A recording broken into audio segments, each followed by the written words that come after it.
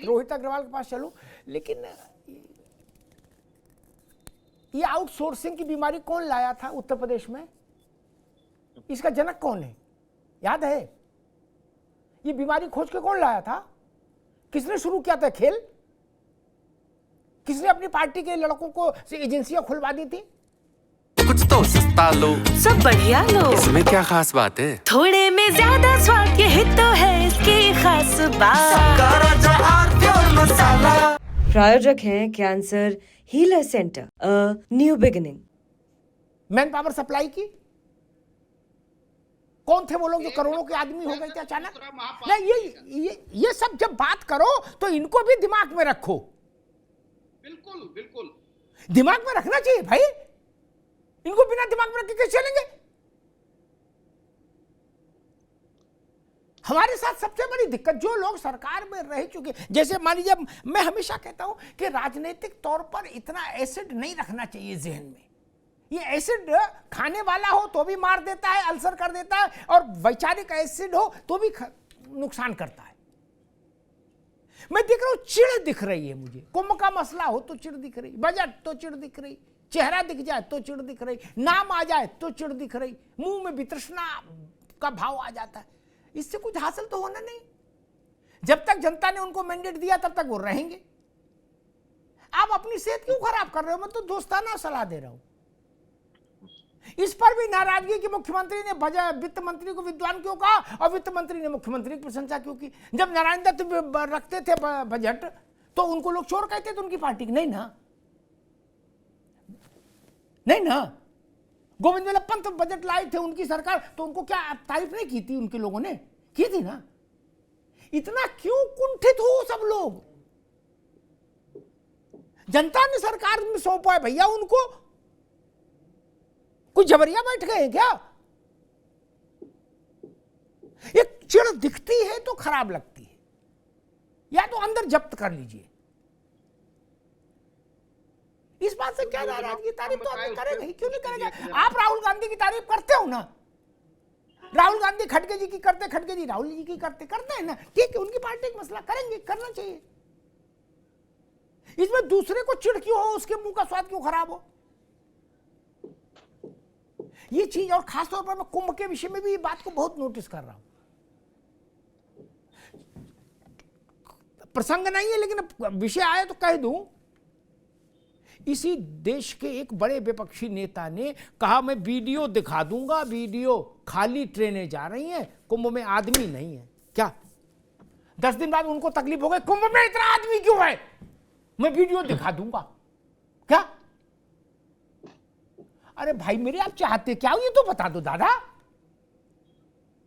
इसका मतलब आप चाहते कुछ नहीं हो। आप कहीं से, एक उत्तर प्रदेश के एक लोक भाषा का शब्द है खुन्नस, क्या खुन्नस ऐसा पाल लिया क्या? ना पालो यार, इससे कुछ हासिल नहीं होगा। बताओ, कुंभ में जिसको नहाना वो नहा ही गई, आप कोई वीडियो जारी करते रहो।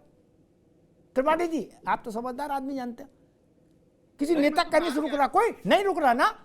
अगर रुक रहा होता तो आप सब लोगों ने इतनी बातें कही, अब तक तो कुंभ में खाली हो जाना चाहिए था, वहां केवल बतख मिलनी चाहिए थी संगम में, आदमी तो मिलते नहीं। ऐसा नहीं, इसलिए मैंने निवेदन किया कि व्यवहारिक सच के साथ खड़े होकर चर्चा पर चर्चा हो तो ठीक है। रोहित अग्रवाल जी, त्रिपाठी जी एक प्रश्न उठा रहे हैं, वो प्रश्न है कि एक ही किस्म की योजनाओं को 4 अलग अलग नामों से, 4 अलग अलग तरीके से फंड आवंटित दिखाया गया है ताकि बजट का आउटले बढ़ा दिखे। वो छुट्टा जानवरों वाला प्रसंग त्रिपाठी जी ने कोट किया। देखिए अमिताभ जी, बजट के अंदर छोटी छोटी बारीकियों पे भी ध्यान दिया गया है। जैसे कि मैं एक एग्जांपल दे देता हूं आपको कि किसानों को उम्दा बीज मिल सके, उसके लिए भारत रत्न चौधरी चरण सिंह जी के नाम से एक सीड पार्क लखनऊ के अंदर स्थापित होगा।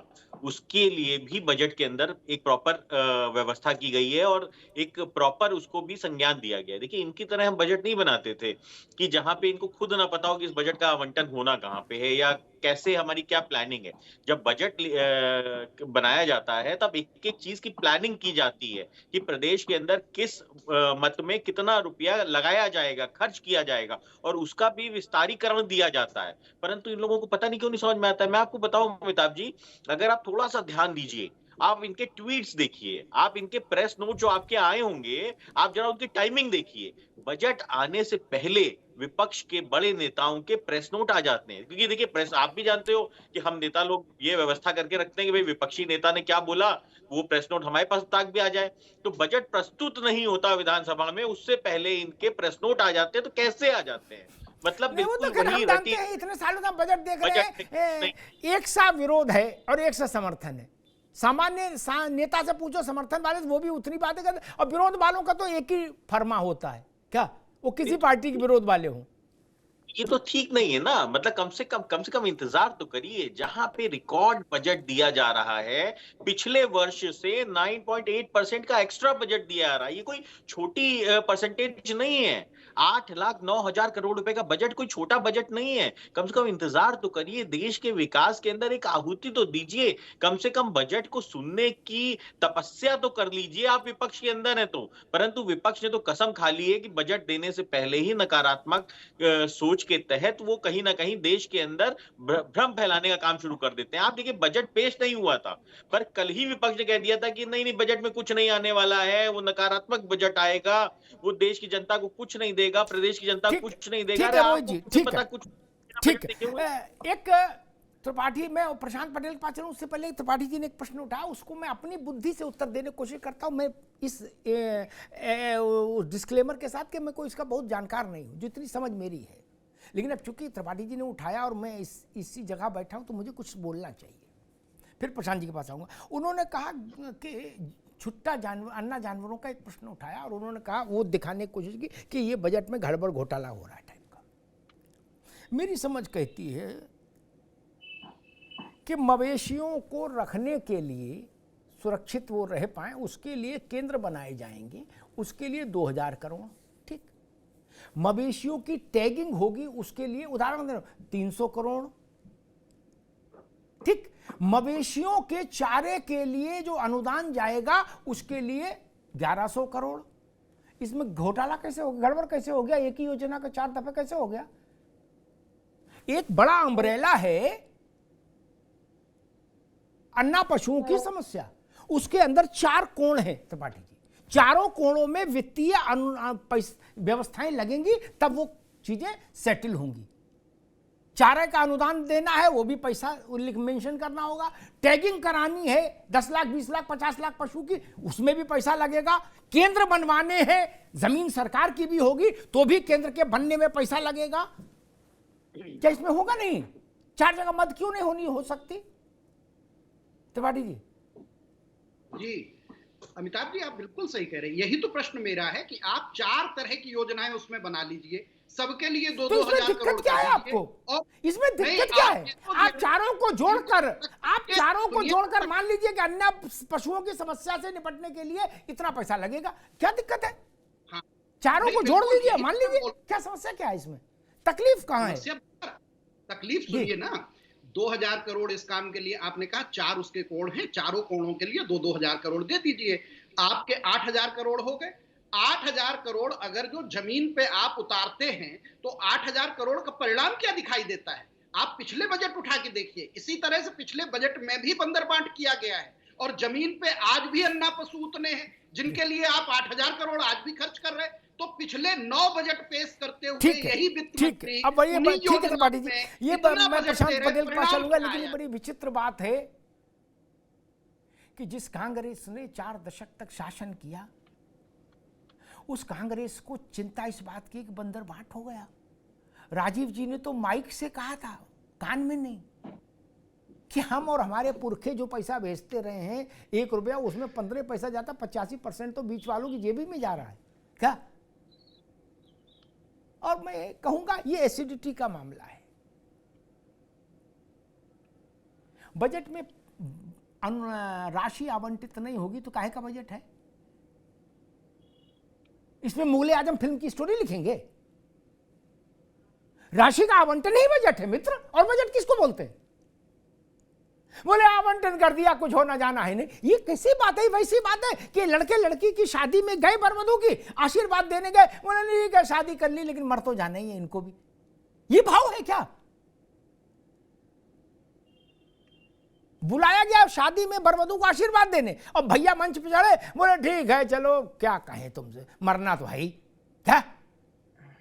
दूसरे आए, बोले ठीक है कर ली शादी लेकिन बच्चा तो नहीं होगा इन लोगों के। गुरु ऐसा तो आशीर्वाद न दो। नहीं, आज बजट आया, बोले हम इसकी मृत्यु की घोषणा करते हैं, तब तो आप तांत्रिक हो जाएंगे प्रभु। नहीं, दूरदृष्टि दिव्य दृष्टि ऐसा नहीं। और कोई सरकार रही हो, कुछ ना कुछ काम तो होता ही है त्रिपाठी जी। भारत में ने अगर 55 करोड़ 60 करोड़ लोगों का घर से प्रयागराज तक और प्रयागराज से घर तक आवागमन सुनिश्चित करवा दिया तो छोटी उपलब्धि है। मानवता के इतिहास में ऐसा अवसर कभी दूसरा नहीं आया जब से मानवता का इतिहास है। कैसे कहते कि कुछ नहीं होना जाना सब फर्जी है, ये भाव ठीक नहीं कि झाड़ू लेके चल रहे हैं, बोले सब फर्जी है, कुछ नहीं, बोले कुछ नहीं है, ना ना।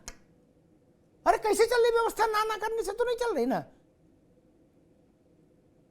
16 रुपया में एक हेलो होती थी है। अब अपना गुड्डू पान वाला भी करा कि भाई साहब इसी पे आप ढाट सब पे हमको भेज दिया करो कि कैसा पान चाहिए। क्या परिवर्तन नहीं है? परिवर्तन नहीं है क्या महाराज? हम लोगों ने तो कभी कल्पना नहीं की थी कि भारत में ऐसी भी सड़कें बनेंगी जैसी दिख रही हैं अब चल पे हम चल रहे हैं। कभी नहीं सोचा था, बनी ना। कभी नहीं सोचा था ऐसी मेडिकल फैसिलिटीज भारत में होंगी कि दुनिया के बाहर के लोग इलाज कराने यहां आएंगे। कभी नहीं सोचा था, सच्ची बात बता रहा हूं। हुआ ना।